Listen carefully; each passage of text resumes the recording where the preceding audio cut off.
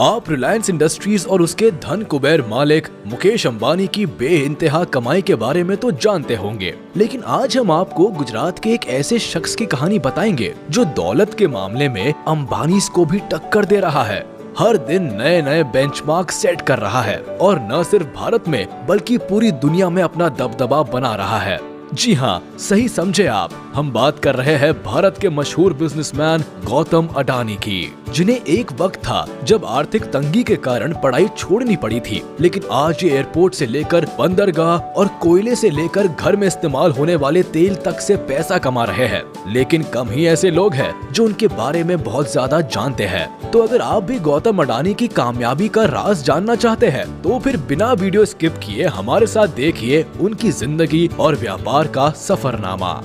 गौतम अडानी यूं तो रिलायंस इंडस्ट्रीज के संस्थापक धीरूभाई अंबानी की ही तरह पहली पीढ़ी के बिजनेसमैन है, लेकिन आज उनकी नेटवर्थ बाकी उद्योगपतियों से कई ज्यादा है, क्योंकि एक डायलॉग है जिसे अडानी ने सिद्ध साबित किया है। वो है, कोई धंधा छोटा या बड़ा नहीं होता और धंधे से बड़ा कोई धर्म नहीं होता। अब हम ऐसा इसलिए कह रहे हैं क्योंकि समय के साथ अडानी को जो भी धंधा मिला उन्होंने उसे पूरे मन से किया और परचम लहराते चले गए। लेकिन उनके फर्श से अर्श तक पहुंचने का सफर काफी जद्दोजहद भरा रहा है। उनका जन्म सन 1962 में अहमदाबाद के एक आर्थिक रूप से कमजोर परिवार में हुआ। पिता का छोटा सा काम था, लेकिन कुछ खास चल नहीं रहा था। ऐसे में वक्त के साथ आर्थिक हालत और बिगड़ते चले गए, जिसकी वजह से गौतम अडानी को अपनी पढ़ाई बीच में ही छोड़नी पड़ी और काम के लिए हाथ पैर मारने पड़े। इसी बीच वो बड़े शहर से बड़ी उम्मीदें लेकर कम उम्र में ही मुंबई आ गए, जहां शुरुआत में तो काफी संघर्ष करना पड़ा, लेकिन कुछ वक्त के बाद उन्हें एक डायमंड सप्लायर के यहाँ नौकरी मिल गई। 3 सालों तक काम करने के बाद उन्हें समझ में आया कि जिंदगी में करना क्या है, इसलिए उन्होंने नौकरी छोड़कर अपना काम शुरू किया और झवेरी बाजार में डायमंड ब्रोकरेज कंपनी की शुरुआत की। गौतम अडानी को अपनी जिंदगी का वाय पता था, यानी वो काम क्यों कर रहे हैं, इसलिए उन्होंने जी तोड़ मेहनत की और कम उम्र में ही धंधा दौड़ा दिया।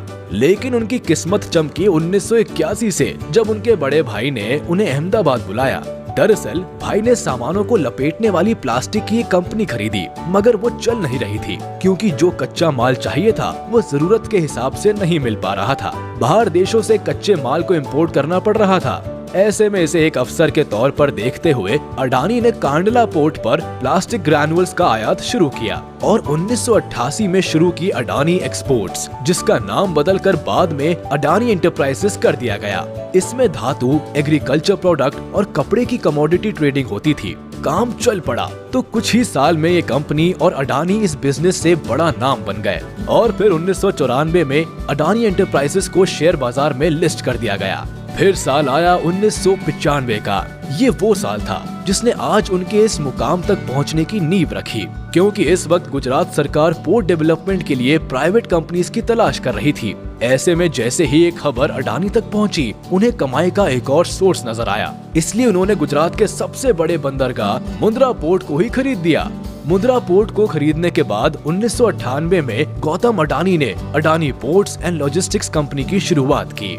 वैसे ये बंदरगाह की खासियत के बारे में बताए तो करीब 8000 हेक्टेयर में फैला ये पोर्ट आज भारत का सबसे बड़ा निजी बंदरगाह है और इस पोर्ट से पूरे भारत के लगभग 1/4 माल की आवाजाही होती है। साथ ही ये जगह स्पेशल इकोनॉमिक जोन के तहत बना है, तो प्रमोटर कंपनी को कोई टैक्स भी नहीं देना पड़ता। इस जोन में power plant, private rail line और एक प्राइवेट एयरपोर्ट भी है। वैसे यहाँ गौर करने वाली बात है कि आज अडानी समूह देश के प्रमुख इंफ्रास्ट्रक्चर ग्रुप में से एक है। उनकी अडानी पोर्ट्स देश की सबसे बड़ी पोर्ट मैनेजमेंट कंपनी है और गुजरात, महाराष्ट्र, गोवा, केरल, आंध्र प्रदेश, तमिलनाडु और ओडिशा जैसे 7 समुद्री राज्यों में इनके 13 डोमेस्टिक पोर्ट्स है। खैर, मुद्दे पर आते हैं। अब जैसे जैसे वक्त गुजरता गया, अडानी खुद को ग्रो करते चले गए। वो लोगों की रसोइयों तक में पहुंच गए फॉर्च्यून के थ्रू। वही फॉर्च्यून जिसका रिफाइंड ऑयल आज हर घर में सुबह शाम दिन रात इस्तेमाल होता है। एक्चुअली जनवरी 1999 में अडानी ग्रुप ने will agri business group Wilmar के साथ हाथ मिलाकर खाने के तेल के बिजनेस में कदम रखा था। वैसे फॉर्च्यून तेल के अलावा अडानी ग्रुप आटा, चावल, दाल, चीनी जैसी दर्जनों चीजों से भी आपकी रसोई का हिस्सा बना हुआ है, जिनके रखरखाव के लिए 2005 में अडानी ग्रुप ने फूड कॉर्पोरेशन ऑफ इंडिया के साथ मिलकर अलग अलग राज्यों में बड़े बड़े साइलोज बनाए। साइलोज बेसिकली वो चीज होती है जिसमें बड़े पैमाने पर अनाज को रखा जाता है। साइलोज की कनेक्टिविटी के लिए अडानी ग्रुप ने निजी रेल लाइंस भी बनाई ताकि अनाज को लाने ले जाने में आसानी हो।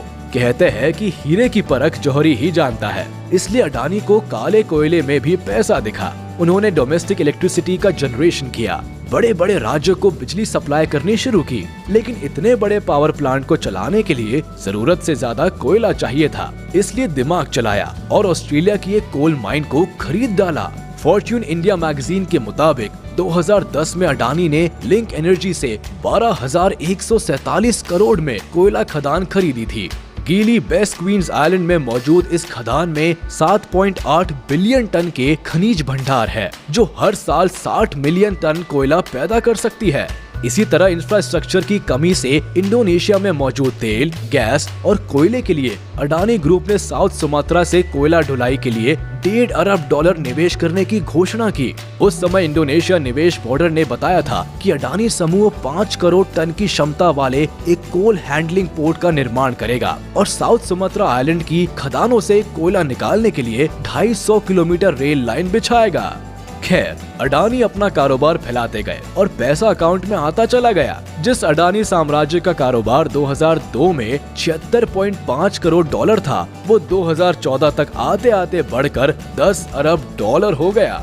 साथ ही वक्त की जरूरत को देखते हुए अडानी ग्रुप ने नेचुरल गैस के क्षेत्र में भी बिजनेस को बढ़ाया और 2017 में सोलर पीवी पैनल बनाने शुरू किए।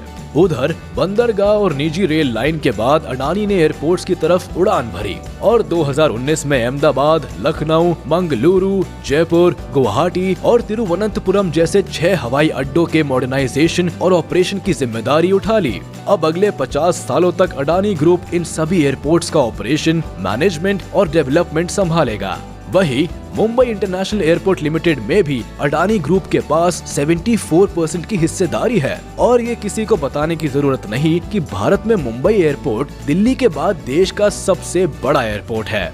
वैसे जिस तरह सुंदर आकार लेने से पहले सोने को खूब तपाया जाता है, ठीक उसी तरह गौतम अडानी को भी जीवन में कई तरह का ताप झेलना पड़ा। उनका सामना कई तरह के विवादों से हुआ, लेकिन उन्होंने सबसे पार पाया और एक अलग मुकाम हासिल किया, जिसका नतीजा है कि आज गौतम अडानी का कारोबार पूरी दुनिया में फैला हुआ है। तो चलिए, आप भी हमारे इस वीडियो को अपने यार दोस्तों तक फैलाइए और इस वीडियो को भी लाइक कर दीजिए और अगर आपने अभी तक हमारे चैनल को सब्सक्राइब नहीं किया है तो तुरंत कर दीजिए और बेल आइकन को भी प्रेस कर दीजिए ताकि हमारी नोटिफिकेशंस आप तक जल्द से जल्द पहुंच जाए।